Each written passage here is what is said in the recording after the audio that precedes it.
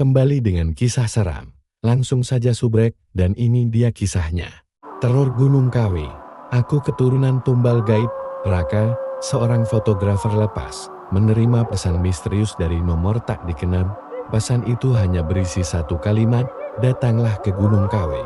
Utang harus dilunasi. Raka bingung. Ia tak punya keluarga di daerah itu, apalagi utang. Namun, rasa penasaran yang menyelinap bersatu dengan mimpi buruk yang menghantui selama sepekan terakhir.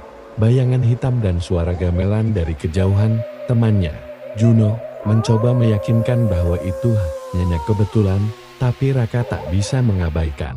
Satu hal, pesan itu dikirim dari ponsel mendiang ayahnya yang sudah meninggal 5 tahun lalu. Ia pun memutuskan untuk menyelidiki, membawa kamera dan catatan tua ayahnya yang pernah menjelajah Jawa. Perjalanan menuju Gunung Kawi pun dimulai. Raka tak memberitahu siapapun selain Juno.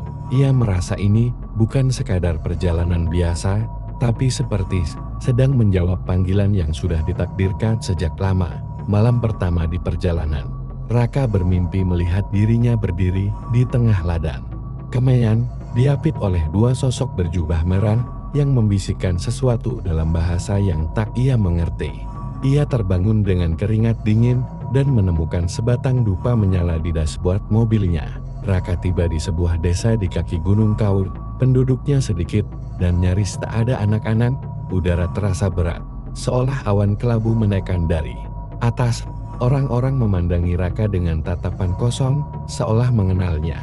Namun tak menyambut. Seorang wanita tua mendekatinya dan berbisik, "Kalau masih bisa pulang, pulanglah sekarang. Jangan tunggu malam." Raka mencoba bertanya, tapi wanita itu sudah menghilang di balik kabut yang turun mendadak. Ia menginap di rumah kayu tua milik seorang pria bernama Pak Wiryo. Rumah itu penuh dengan benda pusaka dan foto-foto orang zaman dulu, semuanya hitam putih dengan wajah yang buram. Di ruang tamu tergantung lukisan besar Gunung Kawi, dan pada malam hari lukisan itu berubah, gunungnya memerah seperti terbakar. Raka mulai merekam suasana desa, namun dalam hasil rekaman, muncul suara lain yang tak ia dengar saat merekam. Suara lonceng kecil dan bisikan dalam bahasa Belanda. Ia merasa mulai memasuki sesuatu yang tak bisa dijelaskan oleh logika. Saat menelusuri jalur menuju hutan kecil di belakang rumah Pak Wiryo, Raka menemukan sebuah batu besar yang tertutup lumut. Di baliknya, tergores simbol dan tulisan Jawa kuno yang tampak seperti ditoreh menggunakan sesuatu yang tajam atau berdarah. Raka memotret batu itu, tapi hasil fotonya selalu gelap dan buram, seolah ada bayangan yang menutupi lensa. Ia mencoba menyentuh batu itu, namun jari-jarinya terasa panas, seperti menyentuh bara. Saat malam tiba, Raka mendengar suara langkah berat di luar rumah. Ia mengintip dan melihat sosok tinggi besar dengan kepala berbalut kain putih berjalan. Tersyok di arah batu itu. Pagi harinya, tanah sekitar batu dipenuhi jejak kaki telanjang dan bercak darah. Namun penduduk desa menyangkal apapun yang dilihat Raka. Tidak ada batu di sana. "Mas, jangan terlalu dalam," kata Pak Wiryo. Tapi Raka tahu, ia telah membuka tabir pertama dari teror Gunung Kawi. Suatu malam, Raka terbangun oleh suara gamelan yang terdengar dari bawah lantai rumah. Ia turun, menyusuri ruang bawah tanah kecil yang terkunci. Setelah mencongkal papan, ia menemukan sebuah ruangan sempit berisi patung-patung kuno, semuanya tanpa kepala. Suara gamelan semakin keras. Ia menyentuh salah satu patung, dan tiba-tiba kepalanya berdarah. Raka berlari naik, namun di cermin ruang tamu, ia melihat pantulan dirinya mengenakan pakaian adat Jawa lengkap, dengan wajah yang bukan miliknya. Ia muntah keras, dan dari dalam muntahnya keluar serpihan emas kecil. Tak ada yang bisa menjelaskan hal itu. Raka mulai mencurigai bahwa bukan hanya dunia nyata yang ia dijaki, tapi juga dunia lain, dunia gaib yang selama ini hanya mitos. Pak Wiryo menyuruhnya mandi kembang 7 rupa di sandang dekat hutan, agar tidak dibawa terlalu jauh. Tapi bahkan sandang itu pun terasa bukan tempat suci, melainkan seperti mulut yang siap menelan siapapun yang mendekat. Raka menemukan sebuah buku tuh di lemari kayu Pak Wiryo yang tersembunyi di balik kain kafan. Buku itu berisi catatan perjanjian gaib ditulis oleh seseorang bernama Seno, yang ternyata adalah kakek Raka. Tertulis bahwa Seno pernah melakukan pemanggilan penunggu gunung untuk kekayaan, tapi belum pernah menuntaskan tumbalnya. Catatan itu menyebutkan bahwa keturunannya akan dimintai bayaran jika perjanjian tidak diselesaikan. Raka terguncang, ia tidak pernah tahu sisi kelam keluarganya. Sementara itu, mimpi-mimpinya semakin parah. Ia melihat dirinya diseret ke dalam gua oleh tangan-tangan bersisik Juno, yang akhirnya menyusul Raka karena khawatir. Tak percaya saat mendengar cerita ini, tapi malam itu juga, saat mereka tidur, ponsel Juno merekam suara seseorang yang berbicara dalam bahasa Jawa halus, yang seharusnya tumbal, belum menyerahkan darah. Mereka sepakat untuk mencari gua yang disebutkan dalam buku. Tapi penduduk desa memberi peringatan keras. Gua itu hanya muncul di malam Jumat Kliwon, dan siapapun yang masuk takkan pernah kembali dengan jiwa utuh. Pada malam Jumat Kliwon, mereka menuju arah hutan, dipandu suara gong dari kejauhan. Kabut turun cepat, membuat jalan nyaris tak terlihat. Gua itu akhirnya muncul retakan besar di tanah yang mengeluarkan hawa panas dan aroma dupa gosong. Mereka masuk dengan membawa senter dan kamera. Di dalam gua, cahaya tampak ditelan, tidak ada pantulan, hanya kegelapan yang pekat dan gema langkah sendiri. Tiba-tiba suara senter mendesis dan padam. Dalam kegelapan itu, suara-suara mulai terdengar. Tangisan, tawa cekikikan, dan suara gamelan terbalik. Juno menghilang di tikungan gua. Raka memanggil-manggil, tapi tak ada jawaban. Sebaliknya, ia menemukan sesajen yang masih basah darah, dan foto lamanya yang terbakar sebagian. Tulisannya jelas, tumbal terakhir. Saat mencoba keluar, jalan yang tadi ia lewati sudah tertutup batu dan akar. Tapi dari balik dinding gua, suara ayahnya memanggil, "Nah, jangan biarkan mereka membawamu." Setelah berjam-jam dalam gua, Raka tiba-tiba menemukan dirinya berdiri di tengah pasar. Tapi ini bukan pasar biasa para pedagang tak punya mata. Pembeli tidak menginjak tanah, dan barang dagangan adalah benda-benda aneh. Tangan manusia, suara tertawa dalam botol, dan kain kafan yang berdenyut. Ia terseret arus pasar yang seperti punya kehendak sendiri. Seorang wanita tua dengan suara kucing mendekatinya dan berkata, "Kau tak seharusnya di sini." Tanpa bayaran, ia menawarkan satu pilihan, bayar dengan ingatan atau dengan orang yang kau cinta. Raka terpaksa memilih ingatan. Ia merasa kepalanya berdenyut hebat, dan tiba-tiba tak ingat siapa nama ibunya. Namun saat akan pergi, seorang pria tua berjubah hitam menghadangnya. "Kau anak Seno, hutangmu belum lunas."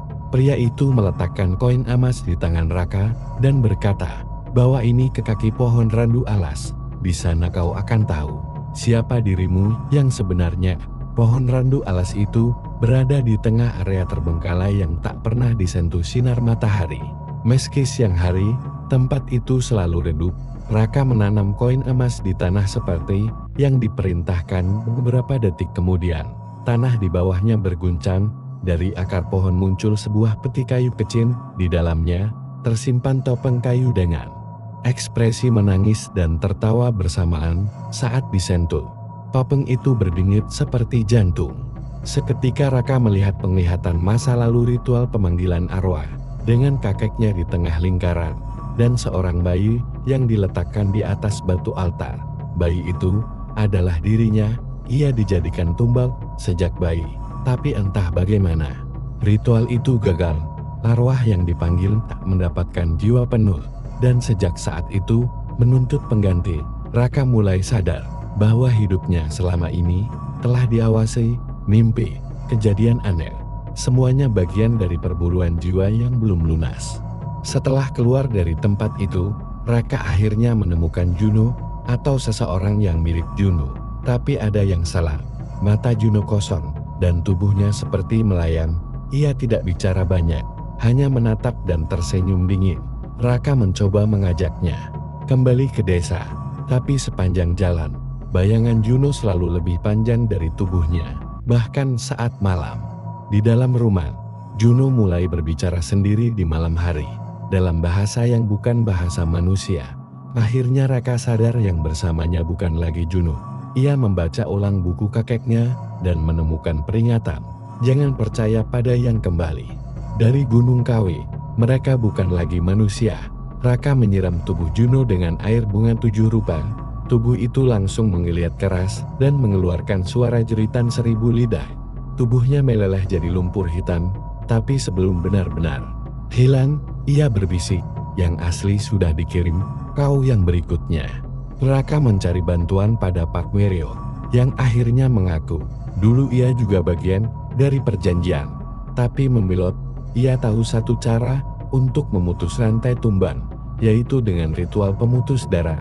Namun ritual ini berisiko bisa membuat jiwa Raka terbelah dan selamanya menjadi penunggu Gunung Kawi. Persiapan dimulai.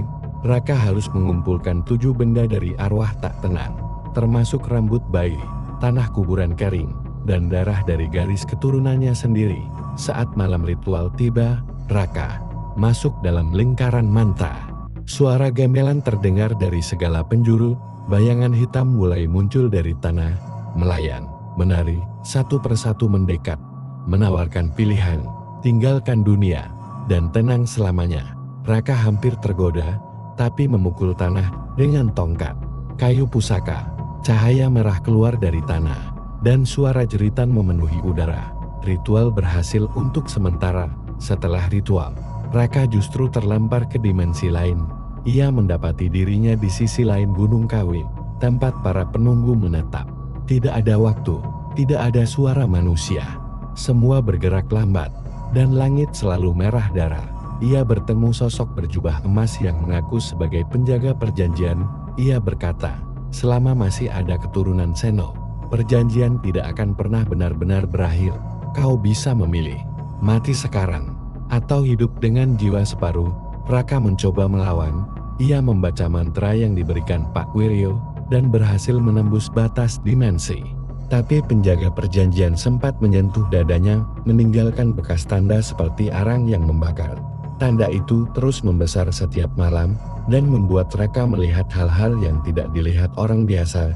Ia bisa melihat kematian yang akan datang. Raka memutuskan untuk meninggalkan desa, tapi mobilnya selalu kembali ke tempat yang sama.